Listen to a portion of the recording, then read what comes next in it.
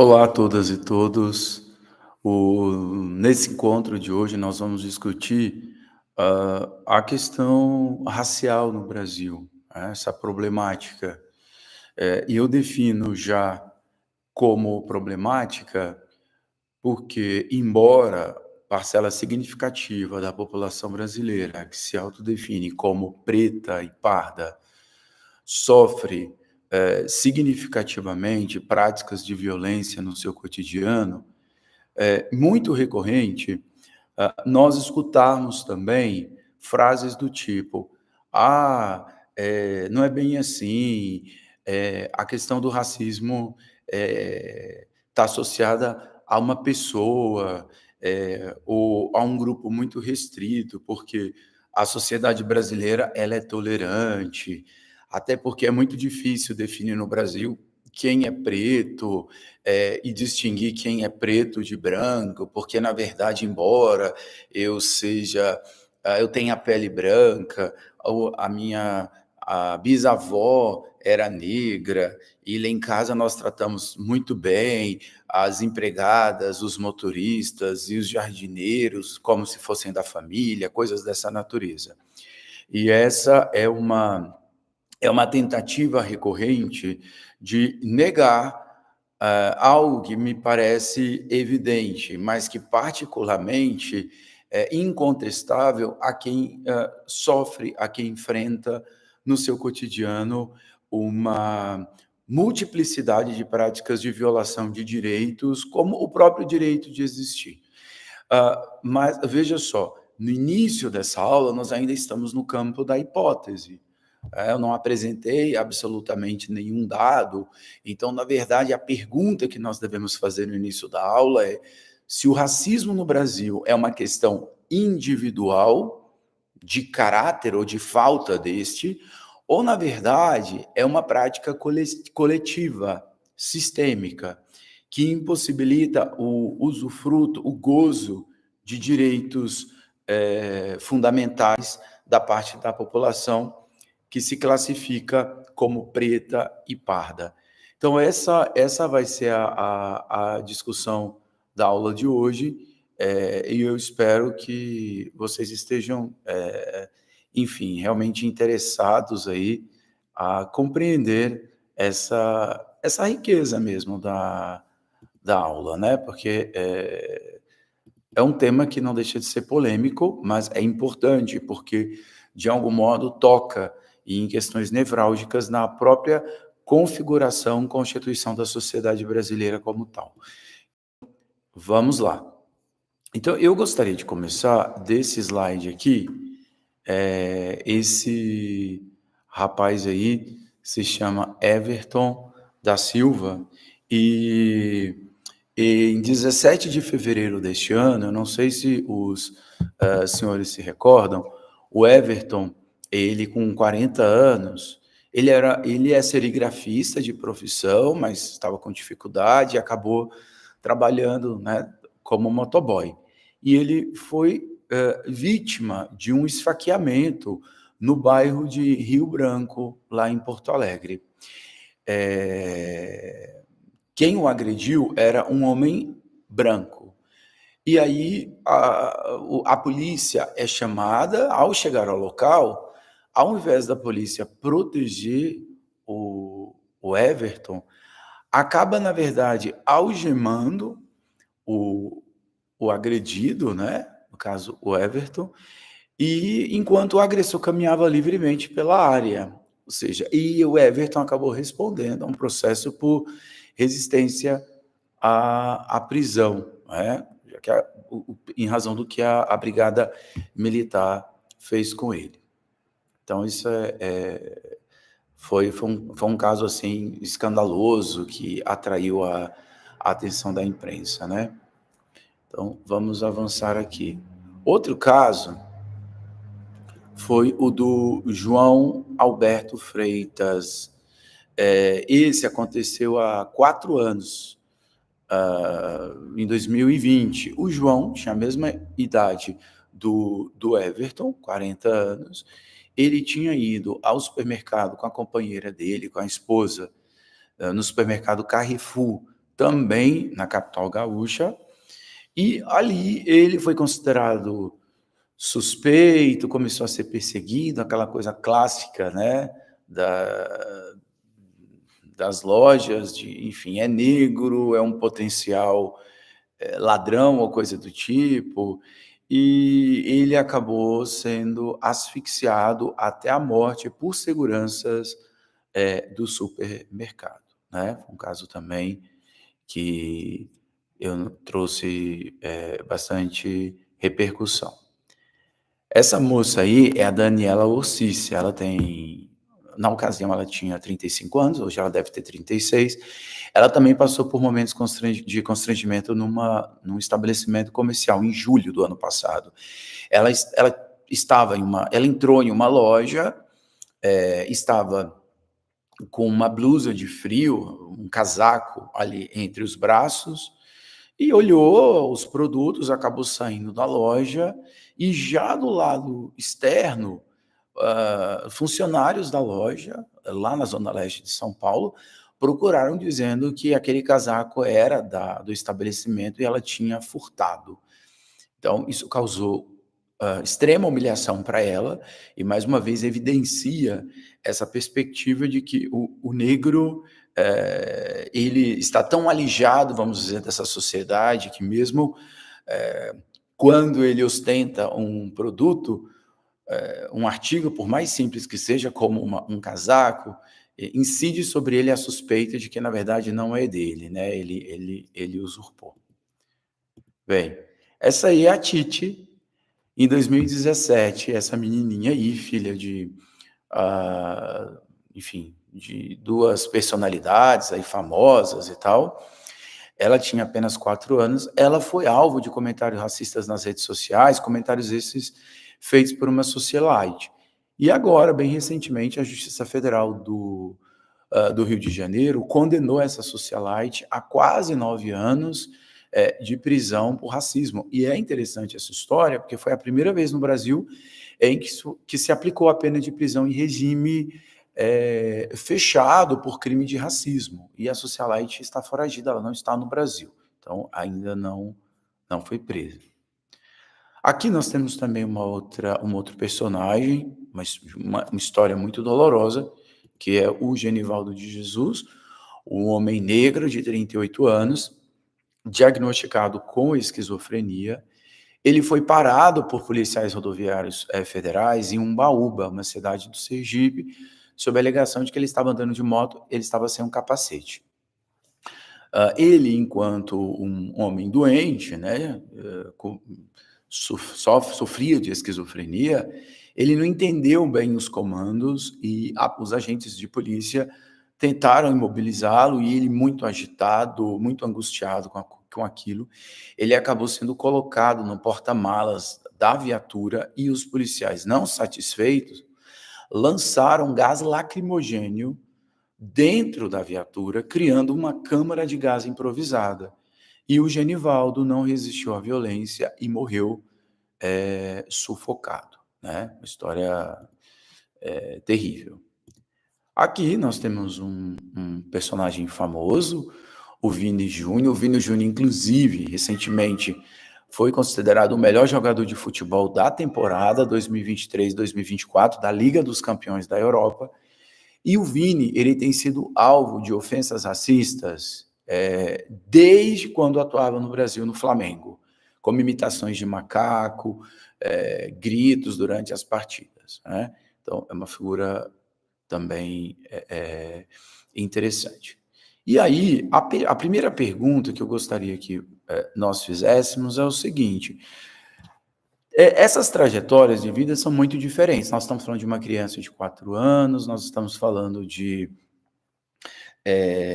um serigrafista de 40 anos, nós estamos falando de do gênero masculino, feminino, nós estamos falando de um jogador de futebol que ganha milhões de reais, a um motoboy, nós estamos falando de um paciente, um homem que sofre de transtornos mentais, nós estamos falando de uma modelo, nós estamos falando de, enfim, de pessoas muito diferentes, com trajetórias de vida diferentes, muito singulares, mas todas elas foram vítimas de violência associados a um elemento, que é a pele.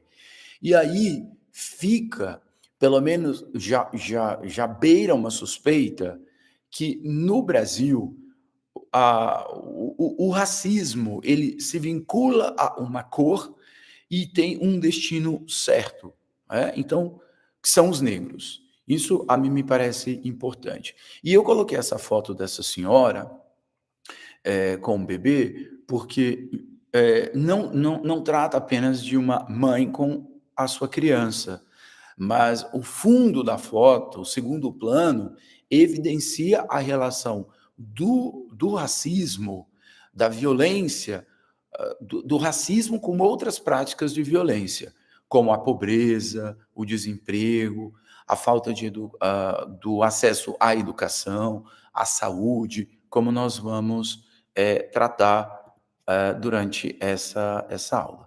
E aqui eu coloco a foto do mesmo bebezinho, porque é muito interessante, porque desde a infância, e aí a representação dessa criança, as pessoas negras enfrentam o racismo sob as mais diversas perspectivas, nos olhares, nas palavras e na falta de oportunidades, no silenciamento ou numa tentativa de se silenciar, né?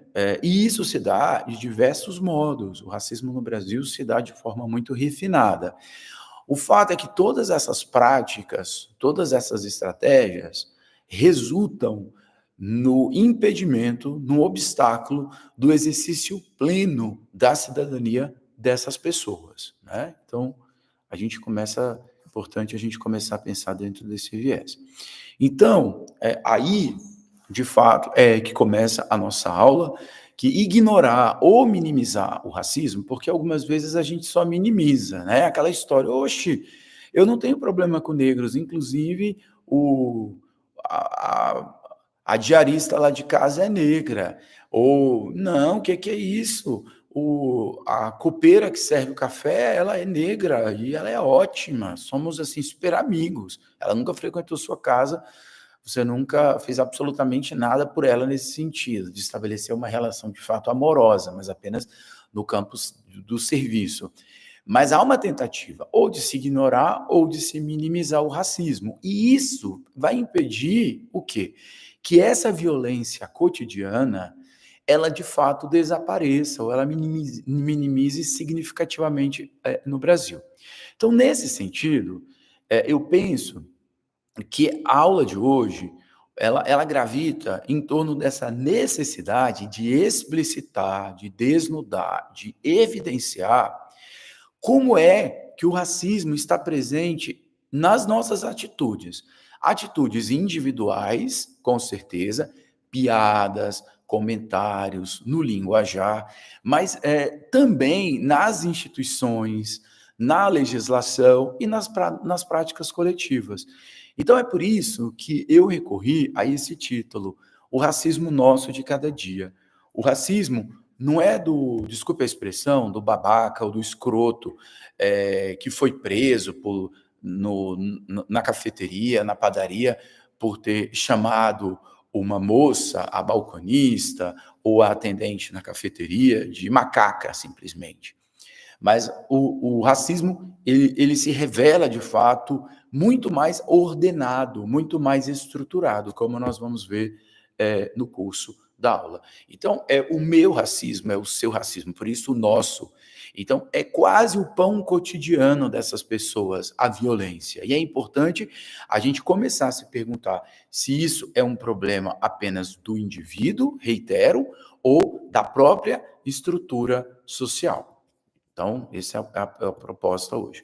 Então, a primeira coisa, antes de nós tratarmos do racismo praticado por mim, por você, pela sociedade brasileira em todas as instâncias, é importante perguntar o que é racismo. E, para isso, eu trouxe o texto do decreto, a definição retirada desse decreto de 10.932, que diz o seguinte: o racismo consiste em qualquer teoria, doutrina, ideologia ou conjunto de ideias que enunciam um vínculo causal entre as características fenotípicas ou genotípicas de indivíduos ou grupos e seus traços intelectuais, culturais e de personalidade, inclusive o falso conceito de superioridade racial. O que a gente observa aqui é que qualquer teoria ou mesmo ideias que estabelece uma relação subordinativa entre características físicas ou genotípicas, ou seja, genéticas, se você preferir, características físicas ou sanguíneas, associando essas características físicas ou de gene ou sanguíneas a traços intelectuais. Fulano é burro, fulano é preguiçoso, porque não, porque ele tem sangue indígena, por exemplo, né? Ou coisas dessa natureza. E também, aqui já no final, diz, então, racismo, primeiro, essa tentativa de associar características físicas ou genéticas a determinados traços intelectuais, culturais e de personalidade, né? E também o falso conceito de superioridade racial, porque o que acaba acontecendo é que, junto com esse vínculo de características físicas ou genéticas a traços de inteligência, de cultura ou de personalidade, se estabelece o quê? Se estabelece uma pirâmide, né? Então, eu me comparo, ou a sociedade X se compara com a sociedade Y e diz, olha, nós brancos estamos no topo, evidentemente, desse esquema, dessa cadeia, desse quadro aqui, desse gráfico, né? E a gente vai o quê? Taxonomizando, classificando todas as outras a partir da defecção, ou seja, da ausência de características que eu considero superior. Meu nariz é fino, minha pele é branca, meu cabelo é liso, o seu é crespo. Então você começa a estabelecer essa pirâmide, esses tipos sociais, a partir da ausência ou do apagamento de características que eu considero excelentes, exemplares, a serem perseguidas algumas vezes. Então, isso é importante. Então, vamos avançar aqui. E aqui nós temos um quadro muito significativo, ele é do início do século XX, é um panfleto, e aqui a gente observa claramente lá no topo à direita, nessa hierarquização de tipos, de fenótipos, né, que o europeu e o americano brancos ocupam o topo da lista. Os negros estão lá embaixo, ó, o nono, né? O quarto de baixo para cima, na verdade. E abaixo dos negros estão os indígenas, um grupo específico de indígenas do Japão, do sul da África, e os neandertais, nos últimos lugares. Então, isso aqui ilustra bem essa definição apresentada de racismo pelo decreto federal, tá bom? Agora, outra questão importante é o seguinte: será que o racismo ele se justifica da mesma maneira, né? Como ele se dá? E aí há uma antropóloga brasileira negra chamada Lélia Gonzalez que tem uma produção intelectual muito interessante, muito rica, e um dos interesses da Lélia era identificar possíveis distinções de práticas racistas no continente americano. E ela conclui que o racismo nas Américas tem duas facetas. Você tem o que ela chama de racismo por segregação e nós temos também o racismo por denegação. E nós vamos estudar agora essas duas manifestações de racismo, tá bom? Então, ela diz que o racismo por segregação ele é mais comum nos países de colonização anglo-saxônica, germânica ou holandesa. É o caso, por exemplo, dos Estados Unidos de colonização inglesa. E o que significa racismo por segregação? Olha, a palavra já fala, segregado. É um racismo que se dá por meio da separação física e social entre grupos humanos, e essa segregação, ela tem um respaldo da legislação, ou seja, você cria uma lei estabelecendo espaços físicos, geografias específicas para negros e para brancos.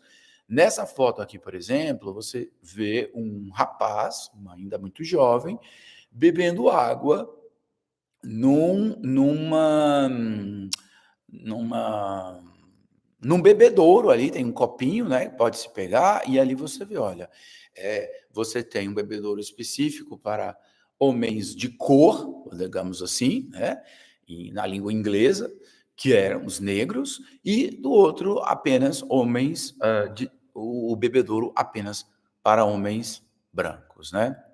É interessante a gente observar que nesse tipo de racismo, a necessidade de se definir o que que é negro, né. Então, veja só, você tem um conhecimento a respeito do que vem a ser negro para legitimar, porque evidentemente o ato normativo precisa definir. O que que significa, ser negro num racismo por segregação? Quem tem sangue negro. Então, quem tem antepassados negros, quem tem sangue negro, é negro e, portanto, é vítima do racismo por segregação.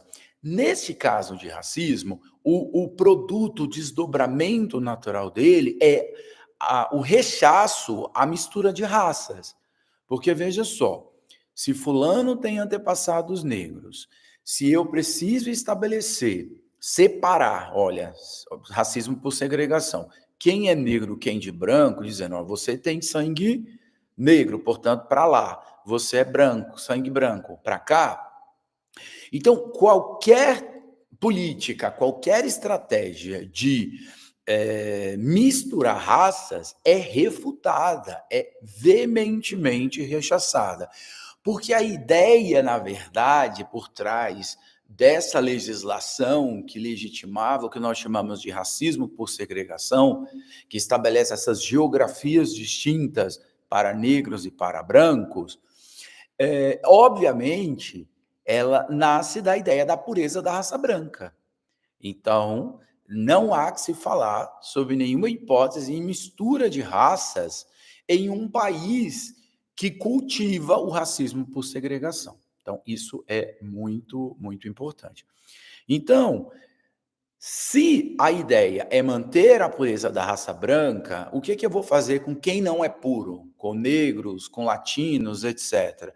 É a separação total dos não brancos, como acontece no apartheid. Aí a gente só pensa mesmo lá na África do Sul, mas mesmo nos Estados Unidos nós tivemos políticas muito claras a esse respeito, que hoje nos causa certo escândalo, mas de igrejas, por exemplo, separadas para brancos e para negros, escolas para brancos e para negros, praças. Então, na foto anterior, deixa eu só voltar um pouquinho aqui, olha, nós temos bancos apenas para negros, né, apenas para negros. Aqui nós também, temos muito claramente dentro dos ônibus, né, que, clientes brancos ficam na frente do ônibus e os negros deviam ficar lá atrás. Inclusive, uma das estratégias adotadas pelos militantes negros, né, num processo posterior, no sentido de questionar a validade dessa legislação, no sentido dela, na verdade, ser uma afronta à dignidade da pessoa humana, era sentar na frente. E aí o motorista parava dizendo que só voltaria a andar com o carro, enfim, a locomover, depois que o negro se colocasse no seu devido lugar, que era no fundo do ônibus, tá bom? Bem, agora há um segundo racismo, né, há uma segunda tipologia de racismo, segundo a Lélia, que é o racismo por denegação. E eu trouxe aí para ilustrar a bandeira do Brasil, porque é o racismo mais frequente, mais comum no Brasil, e ele é mais refinado no sentido de que ele é mais difícil de se perceber. Por quê?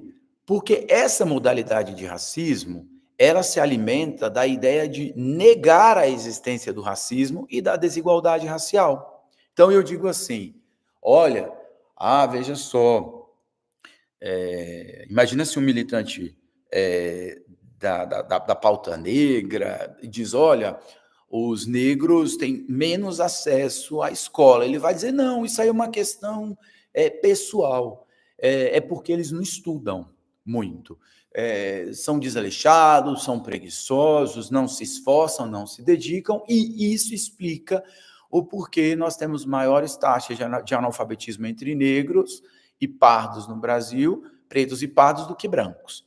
Né? Então, este é o racismo por denegação, que ele se alimenta da negação, por isso, denegação do próprio racismo. Então, ele diz, não faz sentido você ter cota no Brasil, porque todo mundo tem sangue negro. Veja que interessante. Ele recorre ao discurso do racismo por segregação, dizendo o seguinte, olha, aqui ninguém é segregado. Se aqui ninguém é segregado e a gente não deseja proteger sangue branco, por que vocês estão falando em racismo? Mas não deixa de ser racismo. Embora não tenhamos aqui implantado de forma explícita racismo por segregação dentro do ônibus, dentro da escola, o nosso racismo é por denegação e ele se vale exatamente de falas bastante equivocadas, como que o Brasil é um país miscigenado, portanto, como é que eu vou distinguir quem é branco de quem é preto? Ou de que, na verdade, aqui é uma democracia racial, etc. Ou que, na verdade, todo mundo tem igualdade de oportunidade, como eu havia dito em relação à escola. E se, na verdade, os dados comprovam o maior índice, por exemplo, de analfabetismo entre crianças negras, a culpa é das crianças negras ou dos pais, que são preguiçosos, que são desleixados, que não se preocupam com a educação. Então, isso é bastante perigoso. Um exemplo de racismo por denegação, sempre lembro disso, é quando a gente diz assim, não, no Brasil não existe racismo, é tudo misturado, olha, o carnaval, a Copa do Mundo, somos todos um povo, somos todos, olha que lindo, que legal, somos todos misturados, não tem preconceito, olha como meu nariz é achatado, meu cabelo é crespo, minha pele é um pouco mais branca, mas na verdade somos todos negros, né? E a gente sabe que a história é outra, né? Então, agora nós já sabemos, a partir do pensamento da Lélia Gonzalez, que o racismo no Brasil se manifesta majoritariamente por meio da denegação, ou seja, por meio da negação do próprio racismo, por isso ele é muito mais refinado do que o racismo por segregação. Mas veja só, será que esse racismo disfarçado, ele é uma questão, ele só se dá no campo do sujeito, do indivíduo, ou ele, na verdade, está presente nas entranhas da sociedade brasileira? Ele é uma marca do Brasil enquanto nação, enquanto povo. Essa é uma questão muito importante, porque uma das estratégias que o racismo por denegação se faz é o seguinte, não, o Brasil é segregado, o Brasil é acolhedor, nós adoramos os negros, eu adoro feijoada, eu adoro samba, futebol, eu tenho a minha manicure, inclusive, é negra, a gente adota esse tipo de discurso, de recurso narrativo. E aí, quando aparecem situações muito graves de racismo, por exemplo, na mídia, a gente diz, não, são casos isolados, é porque esse cara é um escroto mesmo e tal, mas nada a ver, isso não acontece e tal. Então, essa é uma questão que nós precisamos discutir, né? Nós precisamos tratar. Porque, veja só, o racismo no Brasil, eu já me antecipo, ele está presente nas instituições, né? E na maneira como essa sociedade funciona, o que mantém as desigualdades sociais, nós vamos estabelecer essa relação entre a cor, né? As pessoas pretas e pardas, ao acesso ou não acesso dela a serviços públicos. Então, veja só, esse racismo presente nas instituições e na maneira como a sociedade funciona, é o que chamamos de racismo estrutural. Ele não é um racismo meramente individual. É óbvio que o racismo individual machuca, mas é mais do que isso. É um racismo que está presente. Ele na verdade, ele consta em toda a cadeia, em todas as estruturas, a malha do que nós chamamos de sociedade brasileira. E para provar isso, eu vou trazer alguns dados em 5 áreas, né, que é salário, educação, emprego, segurança pública e saúde. E eu acredito que a partir desses dados, a gente consegue evidenciar que o racismo não é uma questão isolada do fulaninho que se acha muito branco, né? Ou do ciclano. Não, é, é nosso, é meu e teu, enquanto cidadão brasileiro e cidadã. Então, nós vamos analisar alguns desses dados. Aí, no slide, os senhores veem uma mãe com 2 crianças, numa casa muito simples, né, um quarto. São dados aqui da Pesquisa Nacional por Amostra de Domicílios Contínua, né, e agora, de 2021. Enquanto os brancos ganhavam, em média, R$ 3.099, os negros brasileiros recebiam R$ 1.775, ou seja, quase a metade apenas do que os brancos ganham. E é interessante que a renda mensal da população negra foi 42,7% menor que a da população branca. Então, veja só, é óbvio que a questão salarial é um ponto importante, porque a partir do salário que você recebe ali mensalmente, que você garante consumir uma série de produtos para si e para a sua família, né? E que te permite qualidade social, dignidade, né? Então, esse é um dado bastante preocupante e alarmante, né? Salários menores, ou seja, muitas vezes, na mesma atividade, os negros ganham menos, pretos e pardos ganham menos que os brancos. Tá? Então, esse é um dado importante.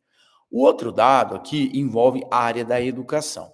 De acordo com a própria pesquisa nacional, a mesma da anterior, né, dos salários, da Pesquisa Nacional por Amostra de Domicílios Contínua, também de 2021, a taxa de analfabetismo entre negros é mais do que o dobro da taxa entre branco. Em 2021, para se ter uma ideia, o analfabetismo entre pretos e pardos era de 8,9. A de brancos, 3,6. Então, você tem um altíssimo nível, taxa de analfabetismo entre negros, o que evidentemente garante a perpetuação dessa lógica de violência racial no Brasil, porque o não acesso à educação formal impossibilita ou dificulta sobremaneira a mobilidade social desta população já vulnerável por uma série de outros fatores, né? Porque nós sabemos muito bem como é que se deu o processo de libertação dos escravizados no Brasil, não são dos escravos, mas dos escravizados no Brasil, né? Olha, vocês estão livres, vá em paz, Deus te acompanhe, que Deus te ajude, né? E depois de 5 séculos de escravização, de toda espécie, sendo vítimas de toda espécie de violência, apesar de todas as práticas de resistência adotadas por eles, né? O fato é que os negros, as negras no Brasil, foram abandonados após 5 séculos de exploração, né? E nós temos ainda, evidentemente, mesmo com políticas públicas, uma dificuldade muito grande de avançar, e nós sabemos muito bem a importância dos primeiros anos de educação, né? Da educação formal já nos primeiros anos. E este é o dado que nós temos, o que é muito preocupante. O dado que eu queria é a desigualdade no mercado de trabalho. Também é evidente. Para se ter uma ideia, segundo o IBGE, dados de 2021, a taxa de desemprego entre negros foi de 13,3%, enquanto para brancos foi de 9,2%. Então, é uma diferença muito significativa. Por isso que é importante quando a gente fala assim: olha, a taxa de desemprego no Brasil diminuiu significativamente. É importante ter um olhar um pouco mais requintado e perguntar: em relação a quem? A brancos ou a negros? Isso não é criar confusão, criar tensão. É simplesmente reconhecer, mais uma vez, que a pobreza no Brasil, a indignidade, o desemprego, o analfabetismo tem cor e é preta. Isso é muito importante, tá? Outro dado importante é esse que eu coloquei aí no slide, é um dado do Instituto Ethos, um instituto muito sério, que fez uma pesquisa e diz o seguinte: em cargos de chefia, apenas 29,9%, ou seja, menos de 30% dos chefes, dos gerentes, dos gestores, dos diretores, dos coordenadores que ocupam lideranças nas empresas brasileiras são negros. Esse é um dado que a mim me parece muito, muito importante, né? E bastante preocupante, né? E agora, finalmente, eu tenho mais dois agora sobre a questão da violência. O Fórum Brasileiro de Segurança Pública, em 2023, revelou que 78,9%, ou seja, quase 80% das vítimas de homicídios no Brasil eram pessoas negras. A gente pode perguntar por quê? Então, se você ignora o racismo estrutural, você pode simplesmente partir do princípio de que nós somos miscigenados, somos todos negros, ninguém percebe quem é branco e quem é negro nesse país, e, portanto, os negros são mais vítimas de homicídio porque eles são, não sei, praticam atos inconsequentes, talvez estejam envolvidos mais em confusões, em conflitos, ou coisas dessa natureza. Uma das possibilidades levantadas, das possibilidades não, são estudos já comprovados, que explica esse altíssimo nível, eu vou apresentar, na verdade, dois. Onde esta população vive, normalmente em comunidades vulneráveis, com a forte presença de milícias, do crime organizado, de tráfico de drogas, etc., o que evidentemente torna essa população muito mais vulnerável em virtude da própria precariedade. Essa precariedade nós temos que entender que é a ausência do Estado na vida dessas pessoas, porque quando não tem posto de saúde, muitas vezes não tem escola, professores, dependendo da unidade da federação, tem dificuldade de chegar à escola, de ir para a escola, em virtude da potência do crime organizado.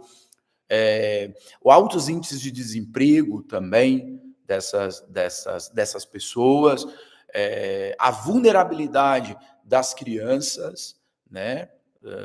Filhos de pobres, de pessoas também numa situação muito delicada, a facilidade com que essas organizações entram no seio dessas famílias, inclusive cooptando jovens para o tráfico de drogas. Esses são dados importantes.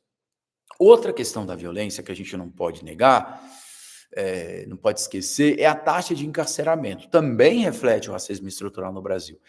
Mais de 66% da população carcerária brasileira é composta por negros, segundo o Levantamento Nacional de Informações Penitenciárias de 2022. E, mais uma vez, pode aparecer aí o nosso preconceito por denegação. Não, isso não tem nada a ver com racismo, é porque os negros cometem mais crimes, portanto, eles são mais presos. Bem, não é bem assim que a coisa funciona. Muitas vezes, essas pessoas, elas não têm assistência jurídica, elas são presas simplesmente como suspeitas e o processo se dá de uma forma algumas vezes, muito assodada, irresponsável, algumas vezes, etc.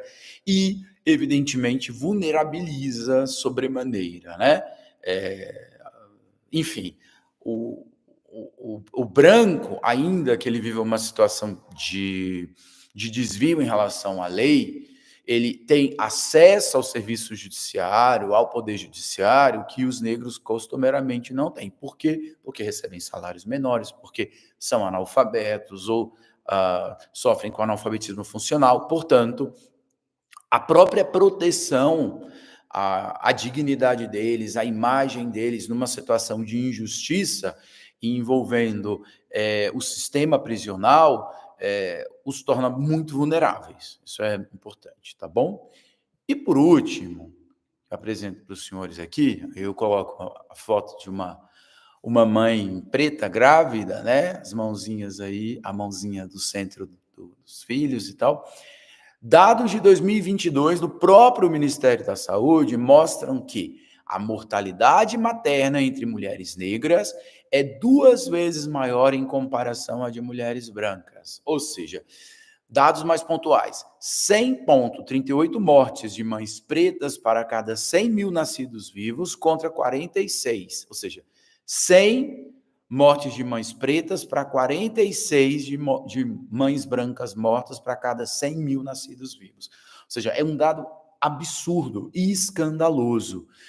Eu não trouxe, mas há outros dados envolvendo saúde pública, como, por exemplo, durante a Covid. Negros morreram, houve um percentual muito maior de morte de negros, negras, pretos, enfim, do que brancos durante a epidemia da Covid. E aqui eu queria terminar deixando muito claro que o que esses dados apontam, né? Que confirmam, assim, a mim me parece inequívoco, que existe um racismo no Brasil que não se limita a ações individuais. É um racismo, como nós havíamos dito, destinado a negar, ele tem uma faceta de negar o racismo por denegação, né? Mas ele afeta a população negra de maneira coletiva, é um racismo denegacionista e generalista, estruturante, com impactos profundos nas condições de vida e de acesso a condições, a direitos básicos dos negros e negras do Brasil. Isso é muito importante. Portanto, o racismo, ele não é uma questão individual, de caráter e de ética do Joãozinho ou da Maria, mas ele é um problema estrutural, e por ser um problema estrutural, ele exige um esforço coletivo de todos nós para ser combatido. E todos nós, mesmo brancos, que a partir dos dados da aula, isso tem que nos incomodar, né? Temos que nos questionar. Aprender nesse sentido, a própria aula tem esse propósito de não nos conformarmos e não recorrermos a esses discursos muito tentadores de que não é bem assim, que o Brasil é um país da tolerância, nós adoramos negros, adoramos a cultura negra, o que não é verdade. Há uma série de outros dados que eu não levantei, por exemplo, que eu não apresentei aqui nessa aula, pode ficar para uma outra ocasião, como, por exemplo, a dificuldade que se tem no Brasil de exercer plenamente a religião de matriz africana, porque são pessoas altamente destratadas neste país. E a religião de matriz africana está intimamente associado a quê?